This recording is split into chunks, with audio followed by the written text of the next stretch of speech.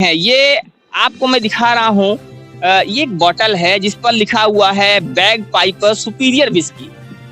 Bag Piper superior whisky.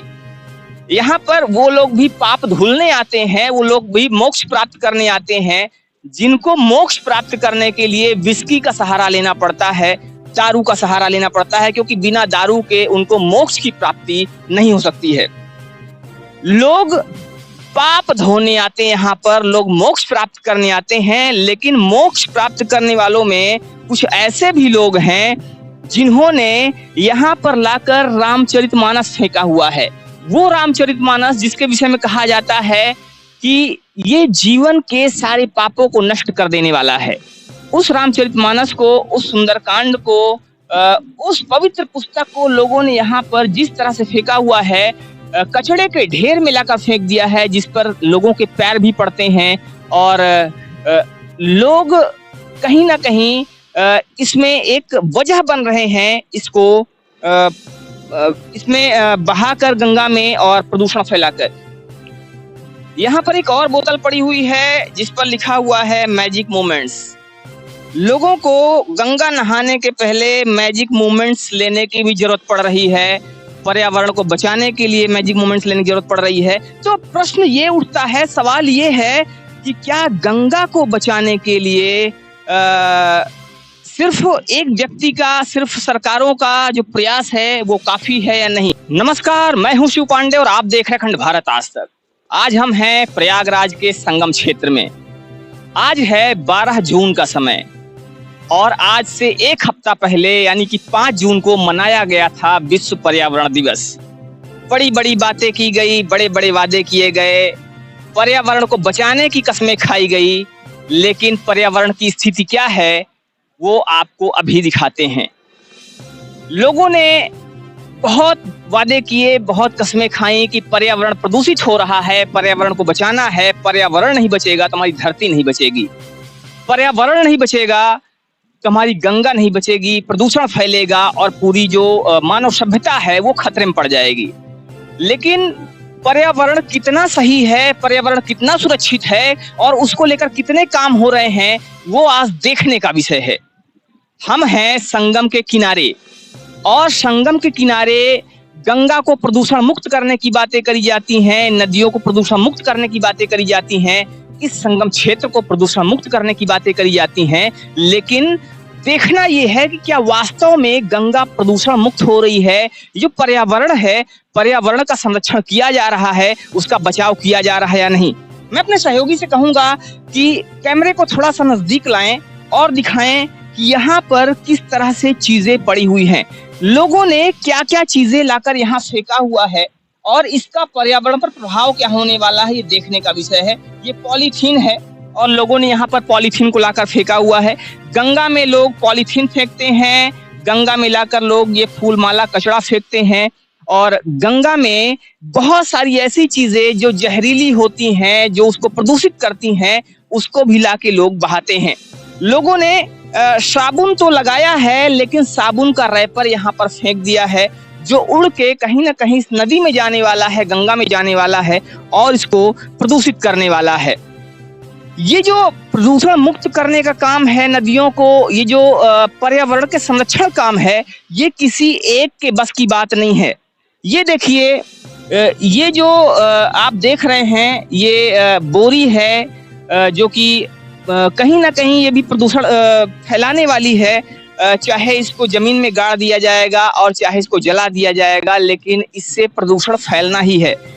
लोग यहाँ पर आते हैं, कपड़ा बदलते हैं और कपड़ा बदलने के बाद जो पुराना कपड़ा होता है उसको यहाँ पर फेंक देते हैं। कई बार होता है उसको नदियों में बहा देते हैं, जो कि प्रदूषण को बढ़ाने का काम करता है, प्रदूषण फैलाने का काम करता है। लोग यहाँ पर आते हैं इसलिए ताकि इसको, गंगा को और जो पर्यावरण है उसको हम बचा सकें। लोग यहाँ पर आते हैं इसलिए ताकि हम अपने पाप को धुल सकें, लेकिन पाप को धुलने की बातें सिर्फ बातों तक ही रह जाती हैं, क्योंकि यहाँ पर लोग शायद पाप को धुलने नहीं आते बल्कि पाप कमाने भी आते हैं और इस गंगा को, इस संगम क्षेत्र को कहीं ना कहीं प्रदूषित करते हैं। ये आपको मैं दिखा रहा हूँ, ये एक बॉटल है जिस पर लिखा हुआ है bag Piper superior whisky. Bag Piper superior whisky. यहाँ पर वो लोग भी पाप धुलने आते हैं, वो लोग भी मोक्ष प्राप्त करने आते हैं, जिनको मोक्ष प्राप्त करने के लिए विस्की का सहारा लेना पड़ता है, दारू का सहारा लेना पड़ता है, क्योंकि बिना दारू के उनको मोक्ष की प्राप्ति नहीं हो सकती है। अब आइए और आगे बढ़ते हैं और देखने की कोशिश करते हैं कि क्या वास्तव में जो पर्यावरण दिवस मनाया गया वो सार्थक हो रहा है कि नहीं। आपको ये सामने एक सीटी स्कैन का रैपर दिख रहा है जिसमें सीटी स्कैन की रिपोर्ट है। लोगों ने गंगा मैया को सीटी स्कैन की रिपोर्ट भी चढ़ाई हुई है और उन्होंने इस तरह से भी गंगा को प्रदूषण मुक्त करने का काम किया है, गंगा को बचाने का काम किया है, ये पर्यावरण को बचाने का काम किया है। लोग पाप धोने आते हैं, यहाँ पर लोग मोक्ष प्राप्त करने आते हैं, लेकिन मोक्ष प्राप्त करने वालों में कुछ ऐसे भी लोग हैं जिन्होंने यहाँ पर लाकर रामचरितमानस फेंका हुआ है। वो रामचरितमानस जिसके विषय में कहा जाता है कि ये जीवन के सारे पापों को नष्ट कर देने वाला है। उस रामचरितमानस को, उस सुंदरकांड को, उस पवित्र पुस्तक को लोगों ने यहाँ पर जिस तरह से फेंका हुआ है, कचड़े के ढेर में लाकर फेंक दिया है, जिस पर लोगों के पैर भी पड़ते हैं और लोग कहीं ना कहीं इसमें एक वजह बन रहे हैं, इसमें बहाकर गंगा में और प्रदूषण फैलाकर। यहाँ पर एक और बोतल पड़ी हुई है जिस पर लिखा हुआ है मैजिक मोमेंट्स। लोगों को गंगा नहाने के पहले मैजिक मोमेंट्स लेने की भी जरूरत पड़ रही है, पर्यावरण को बचाने के लिए मैजिक मोमेंट्स लेने की जरूरत पड़ रही है। तो प्रश्न ये उठता है, सवाल ये है कि क्या गंगा को बचाने के लिए सिर्फ एक व्यक्ति का, सिर्फ सरकारों का जो प्रयास है वो काफी है या नहीं। कहीं ना कहीं सोचने वाली बात है, कहीं ना कहीं विचारणीय प्रश्न है कि जब तक हम और आप सभी लोग इसके लिए आगे नहीं आएंगे तब तक ना गंगा बचने वाली है, ना पर्यावरण बचने वाला है, ना देश बचने वाला है।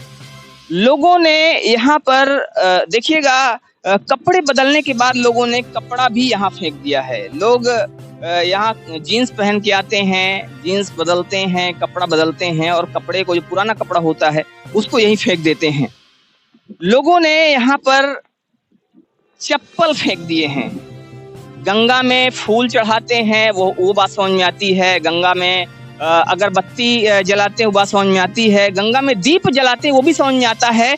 लेकिन गंगा में क्या चप्पल भी चढ़ाने की चीज है, ये बात बिल्कुल भी हजम नहीं होती है। यहाँ पर बहुत सारी चीजें पड़ी हुई हैं, बहुत सारे कचड़े पड़े हुए हैं, लोगों के कपड़े पड़े हुए हैं जो कि नदी में जाता है, नदी को प्रदूषित करता है। और इस तरह से जो प्रयास है सरकारों का, जो प्रयास है किसी संस्था का, वो सिर्फ बेईमानी बन के रह जाता है। इसलिए ये हमारा और आपका, हम सभी का दायित्व है कि हम जो भी काम कर रहे हैं उसको बहुत ही सोच समझ कर करें, उसको थोड़ा सा ध्यान दें कि क्या ये चीजें समाज के लिए, देश के लिए, हमारे पर्यावरण के लिए हितकारी है या नहीं है। अगर वो चीजें समाज के लिए हितकारी हैं तो वो चीजें करना ठीक है, लेकिन अगर वो चीजें हितकारी नहीं है तो हमें उस चीज को करने से परहेज करना चाहिए, जिससे हमारा देश भी बचे, हमारा समाज भी बचे, ये गंगा भी बचे और ये दुनिया भी बची रहे। उम्मीद करता हूँ कि हम सभी इस विषय में एक सार्थक पहल करेंगे, एक सार्थक प्रयास करेंगे। इसी बात के साथ, इसी भावना के साथ मिलते हैं फिर से कुछ ऐसी ही खास जानकारी के साथ। तब तक के लिए जय हिंद, जय भारत।